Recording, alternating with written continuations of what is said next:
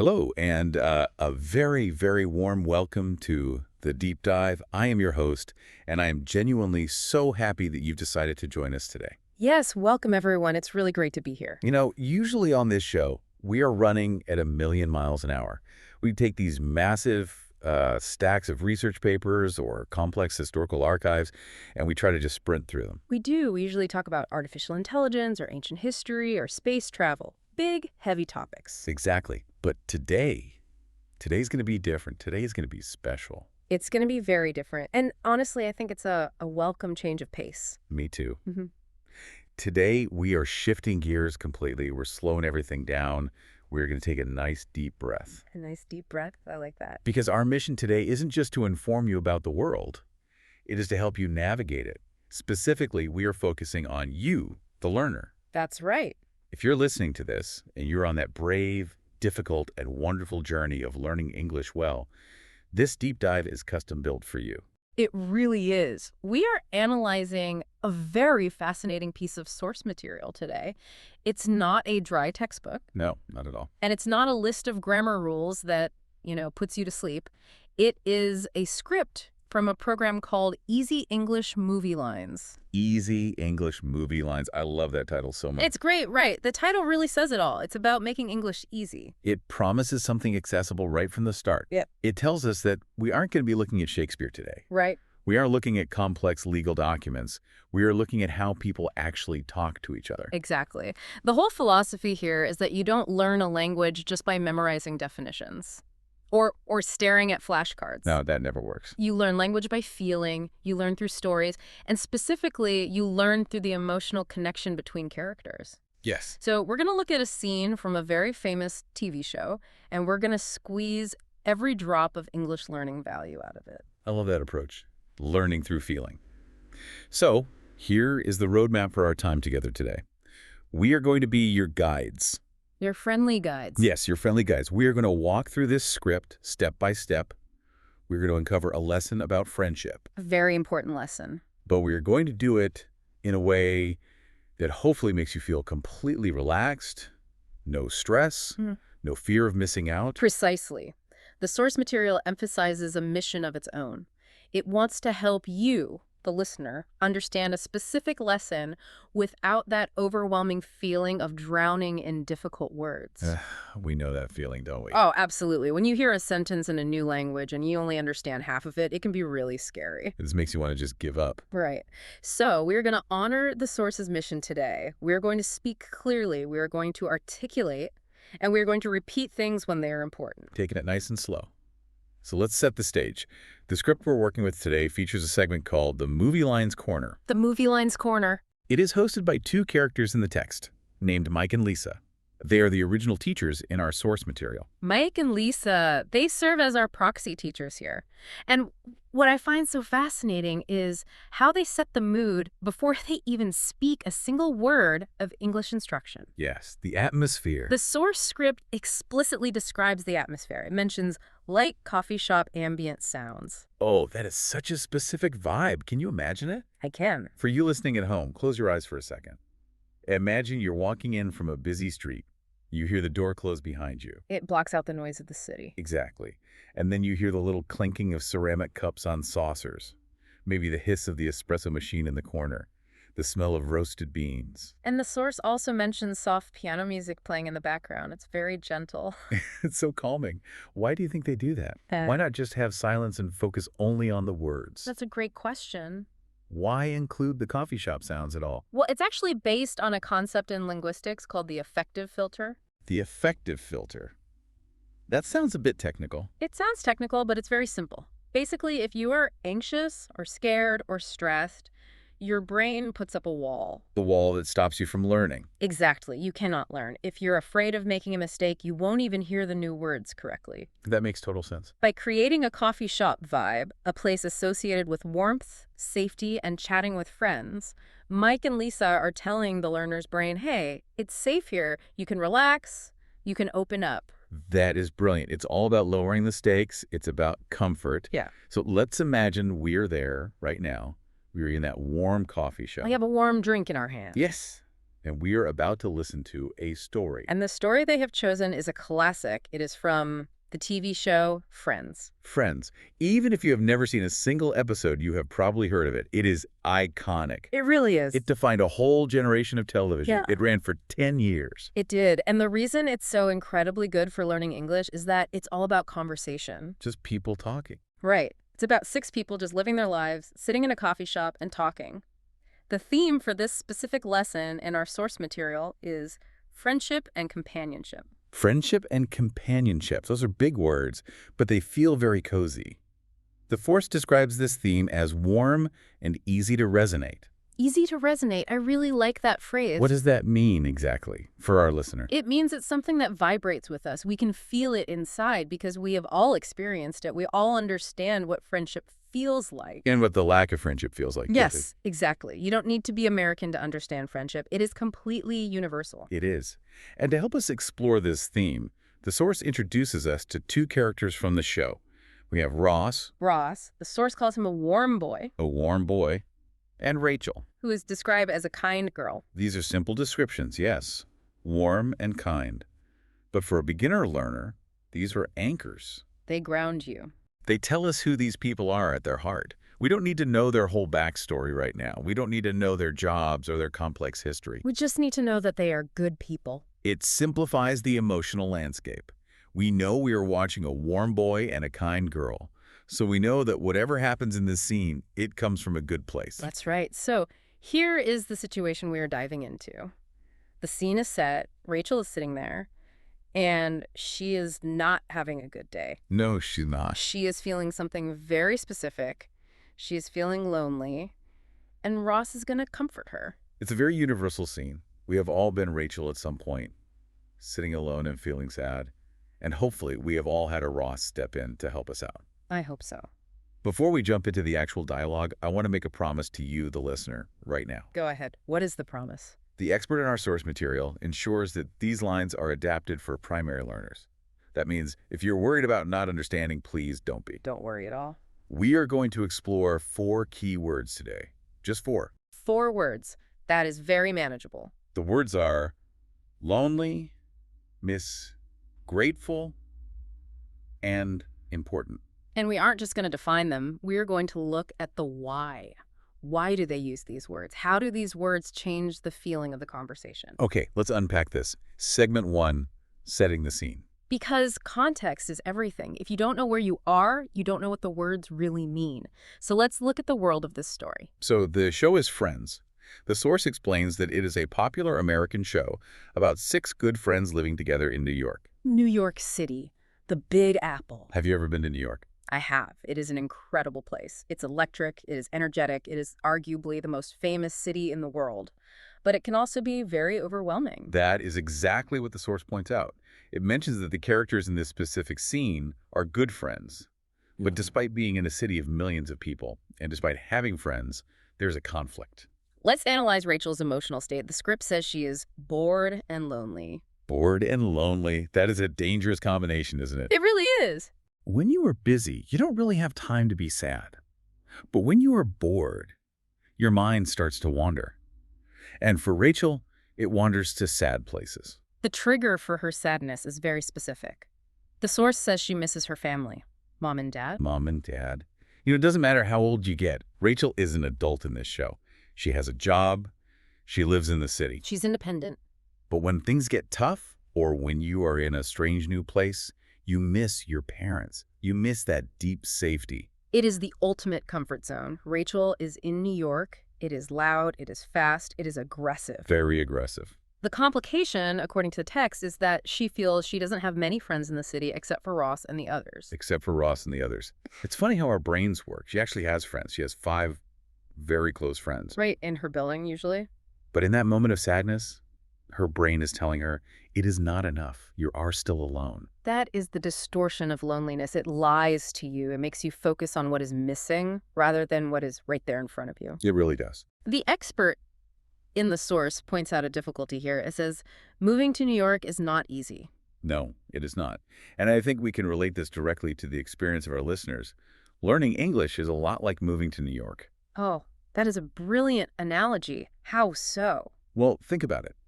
Learning a language is huge. It's noisy. There are new rules everywhere you look.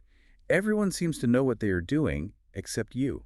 That's very true. You can feel very small. Yeah. You can feel like a total outsider. You're right. The listener might feel like Rachel right now. They might be thinking, I am in this big English language world and I feel alone. I don't understand what people are saying. Everyone talks so fast. Exactly. So taking away that feeling of isolation is our main goal today. Let's validate that feeling first. Being alone in a new place, whether it's a new city or a new language, is hard. It is perfectly okay to feel that way. But as we will see in this scene, you don't have to stay in that feeling. There is a way out, and the way out is connection. Let's move to segment 2, deep dive into dialogue part 1. We are going to tackle the monster first, the feeling of loneliness. The source identifies our first key vocabulary word, lonely. I am going to do exactly what Mike does in the source material. I'm going to spell it out.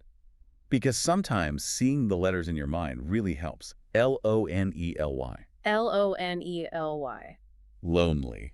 The definition provided in our source is feeling sad because you have no one with you. I want to dig into that definition for a second. Feeling sad. This is important. Loneliness is an emotion. It's not a fact. What do you mean by that? Well, you can be alone. That's a fact. You were in a room by yourself. There's no one else there. But lonely is how you feel about being alone. That is a crucial distinction. You can be alone and be completely happy. That is called solitude. That's when you are reading a good book or taking a quiet walk. Right. But being lonely means you want connection and you don't have it. And the example sentence from the source perfectly illustrates this cause and effect. It says, I feel lonely when I'm alone. It connects the physical state, being alone, with the emotional state, feeling lonely. It's a simple sentence, but it's very useful for a beginner to express how they feel. The expert in the source notes that this is a heavy feeling. And notice the sound design again. The source mentions that right here, the background music shifts to gentle piano. Music is a language, too. That gentle piano underscores the vulnerability of the moment. Rachel is opening up her armor. She is admitting weakness. It is really hard to admit you are lonely. It takes courage. She says, I'm so bored and lonely today. And then we get our second key word, miss. Miss, M-I-S-S. It's a short word, but it is powerful. It has a few meanings in English, like missing a bus or missing a target. But here, it means something emotional. The definition is thinking about someone you like because you haven't seen them for a long time. Thinking about someone you like, that is key. You miss the things that bring you comfort. You don't miss a traffic jam. No, definitely not. You don't miss a headache. You miss love. You miss familiarity. The example provided is, I miss my family. It is a simple sentence structure. Subject, verb, object. I miss my family. But it carries so much emotional weight. It implies a gap. There's a hole in my life right now where my family should be. So let's analyze the interaction. Rachel puts this out there. She says, I'm so bored and lonely. She admits she misses her parents. Now put yourself in Ross's shoes. How does he react? This is where we see why Ross is called a warm boy. He doesn't ignore her. He doesn't change the subject to something happier. The source says he is concerned. He asks, are you okay? Are you okay? 3 simple words. But they mean, I see you. I see your pain. I care about your state of mind. And then he tries to offer reassurance. He says, but you have us. We're your friends. He's appealing to logic here. He is saying, look at the evidence, Rachel. We are here. You aren't alone. He's trying to fix the problem. But Rachel, she pushes back a little bit. And I love this about the dialogue. It feels so real. She says, I know, but sometimes I still feel alone. Like today, everyone else is busy. Everyone else is busy. That is the wall she has built around herself. When we are depressed or lonely, we convince ourselves that we are a burden to other people. Oh, really do? We think, oh, I can't call them. They are busy working. They are busy living their own lives. She thinks she is bothering them. She thinks that because they aren't right there in the room with her, they don't care. Exactly. And Ross destroys that wall. He smashes it down with kindness. He says, I'm here now. I'm not busy. Let's talk. I'm not busy. Think about that. In New York City, where everyone is always running around, where time is money. It's true. Saying I am not busy is the greatest gift you can give someone. It is the best thing you can say to a friend. He is prioritizing her. He is saying, whatever I was doing, you are more important. And let's talk. He is offering an action. He isn't just offering sympathy. He is offering his time. He is engaging. He is sitting down with her. The source highlights this as the transition point in the scene. We are moving from feeling isolated, Rachel, locked in her own head, to connecting with a friend. The whole energy of the scene shifts right here. It certainly does. The sun starts to come out, metaphorically speaking. Which brings us to segment 3, comfort and connection. The mood lifts. The host and the source notes the change. Rachel starts to feel grateful. But before she gets to gratitude, Ross does something incredibly brave, something that I think is the secret sauce of this whole interaction. Oh, I know what you're talking about. It is the question Rachel asks him. Right. Rachel looks at him and asks, "Do you ever feel lonely?" Now think about this context. Ross is the helper here. He is the strong one comforting the sad girl. He could have said, "No, I am fine. I am a tough guy. I have everything under control." Right. He could have easily maintained his hero role, but he doesn't. He chooses honesty instead. He says, "Sure, sometimes I feel lonely too." That admission, it changes everything. It creates equality. Now, it isn't poor Rachel and strong Ross. It is two human beings who both understand pain. It validates her. If Ross feels lonely, then Rachel isn't crazy for feeling lonely. It is normal. It is human. And then he shares his secret, his coping mechanism. He tells her how he deals with it. He says, "But then I think about my friends, you, Monica, Chandler, and I feel better." He uses the thought of his friends as a shield against the loneliness. He actively practices gratitude to fight the sadness. Which leads us to our third key vocabulary word, grateful. Grateful. Let's spell that out carefully. Grateful. A lot of people misspell this word, actually. They think it is spelled grateful, like the word great, Great. But it is grateful. It comes from the word gratitude. The definition from the source is feeling thankful to someone. Thankful. It is a warm feeling in the chest. It is looking outside of yourself and appreciating what is there.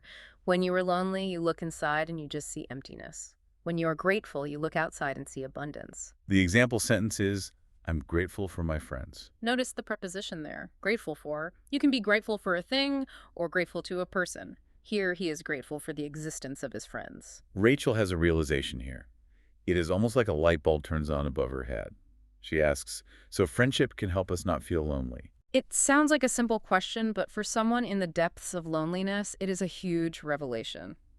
She is realizing she has a tool to fix her problem. She isn't helpless anymore. And Ross gives us the definition of that tool. He defines what a friend acts like. And I think this is the core insight of the whole episode. Let's look at his list. According to Ross, friends are 3 things. Number 1, people who stay with you when you are sad. When you are sad. That is the real test, isn't it? Anyone can be your friend at a fun party. Anyone can be your friend when you are buying the drinks.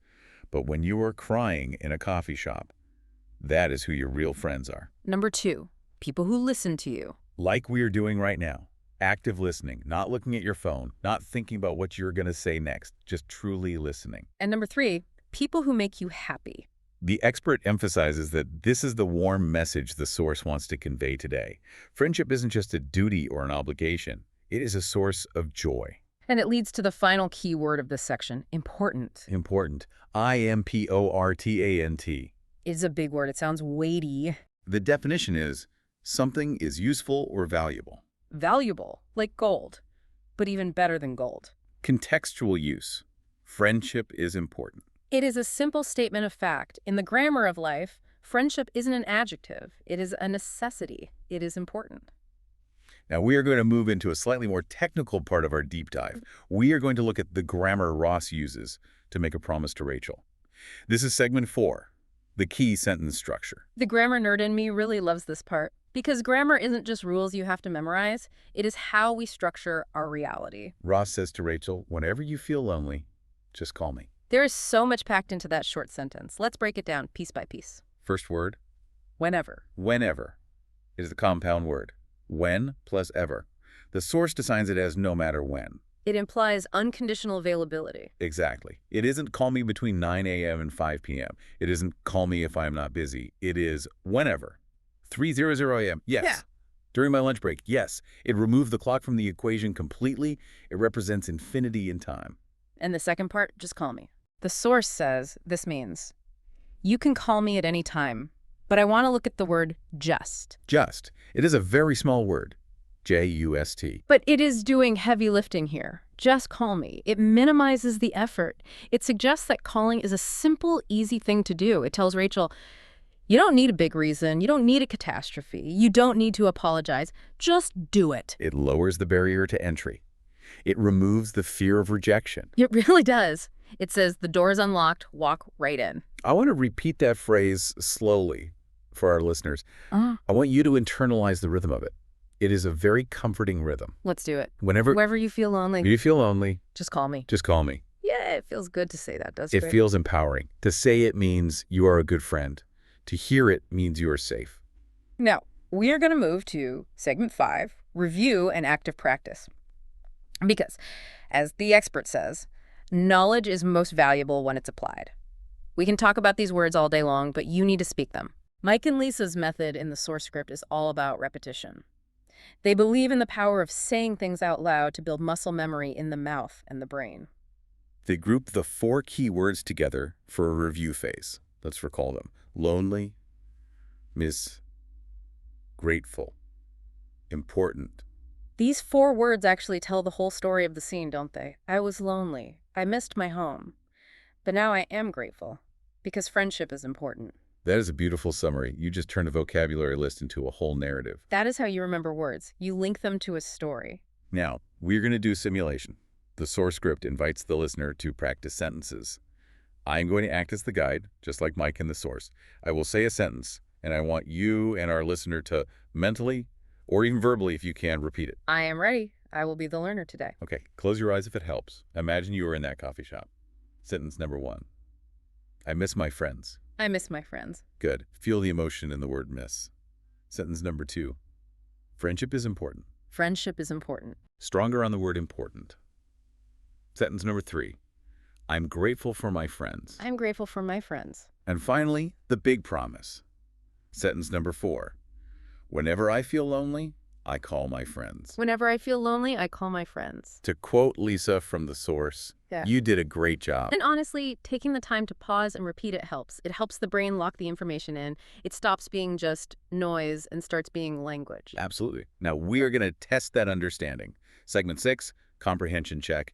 It is quiz time. Don't worry, there are no grades here. It is an open book quiz. The source script has a Q&A segment to test if we grasp the story. Question 1.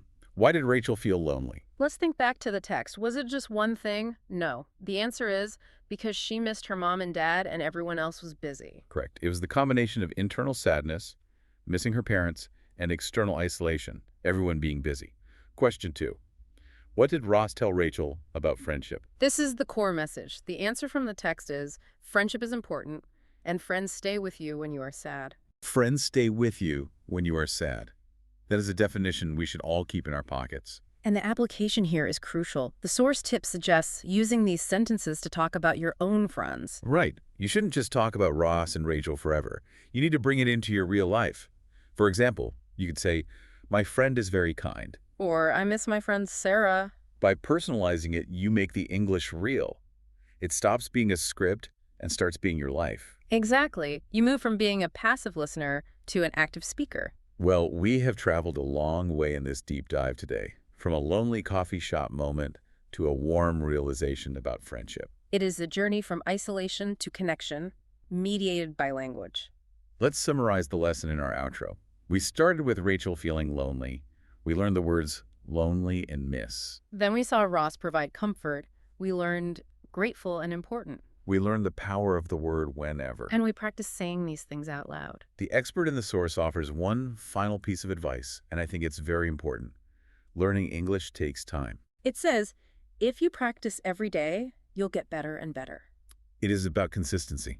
Just like friendship, you have to show up every day. That is a beautiful parallel. Friendship requires showing up. Learning a language requires showing up. You can't just do it once a year. You have to do it a little bit every day. I want to leave our listeners with a thought. A provocative closing thought, if you will. Go for it. What is on your mind? We focused a lot on Rachel being the lonely one in this story. But remember what Ross said. He said, sometimes I feel lonely too. That is true. Even Ross. Ross is the strong one in this scene. He is the helper. But even the helpers get lonely. Even the people who seem to have it all together need friendship just as much as the people asking for help. That is a profound point. It means we shouldn't assume our strong friends are always okay. We should ask them, are you okay? Just like Ross asked Rachel. So, to you, the learner listening to this, maybe you are the radio today, needing help with your English, feeling a bit alone. But maybe tomorrow, you can be the Ross for someone else. Find your partner. Find your Ross. Practice your English together. Support is a two-way street. Thank you so much for taking this deep dive with us. We hope you feel a little less lonely in your language learning journey today. Keep practicing. You are doing great. See you next time.